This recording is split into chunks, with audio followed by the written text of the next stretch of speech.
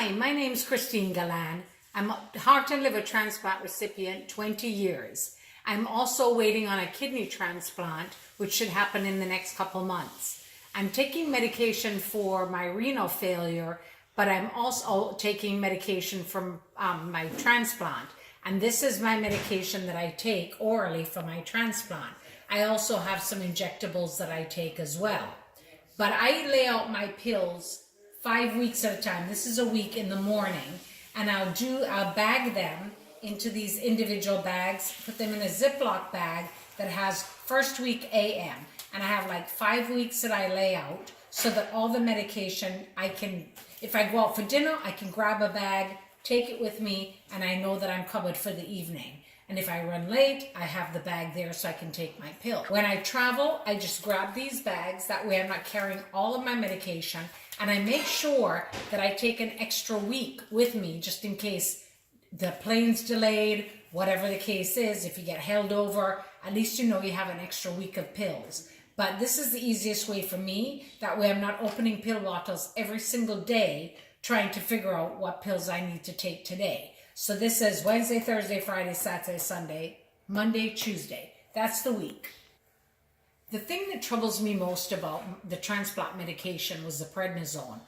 Unfortunately, when I was 17, in 1980, I had to be on high dosages of prednisone for an autoimmune disease. So I was familiar with the side effects of the prednisone. And when I graduated from high school in 1980, I was 210 pounds, very, very heavy it looked like somebody had blown me up with a pump. And then of course after transplant, I was put on it again, but only for a month.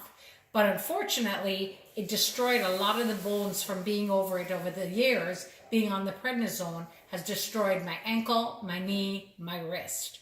And I know I'm gonna need replacements, but at least I know, that was the only thing that really was troublesome.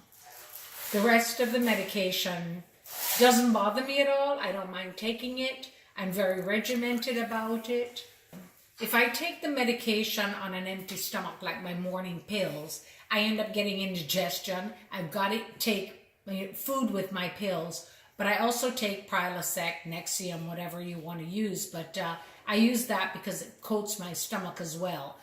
I've had a couple challenges with my medication over the years. That is, if insurance companies change, or if you end up in the hospital, the pharmacy sends pills up at all different times. They're bringing my anti-rejection medicine to me sometimes at 10 o'clock at night. But you've got to know exactly what you're taking, what they brought you, and what you're missing, and stay on top of that. Okay, with changes in insurance, it becomes a problem because you're with this one pharmacy and then they switch to another one. And if they don't have the prescriptions, you can sometimes wait 3 to 5 weeks to get your medicine if they, don't put a rush on it, because they have to get the paperwork in, then they've got to get the doctor's approval. It just becomes very complicated. But if you don't stay on top of these things, call them, make sure they've got it, get going, rush, then, it becomes a huge problem. People who are waiting for transplants really need to learn that after transplant, you've got to be really, really religious about taking your medicine on time when it's prescribed, and make sure that you are on top of it. You also need to educate yourself so that you know what you're taking, what the side effects are, so you can discuss it with your doctor.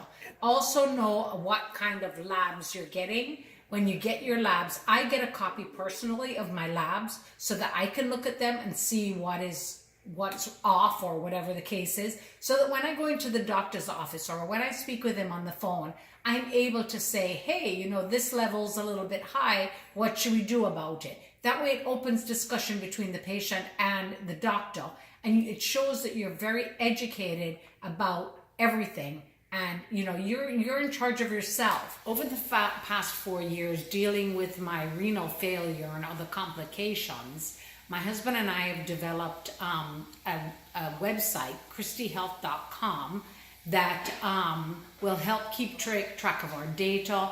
It keeps track of everything that we're doing, of my vital signs, medications, everything, labs, So we're able to keep track of all of that, and it just does a lot, that way you can show it to the doctor. It's on a website, you can use your phone, and we found that it really has been very helpful to us.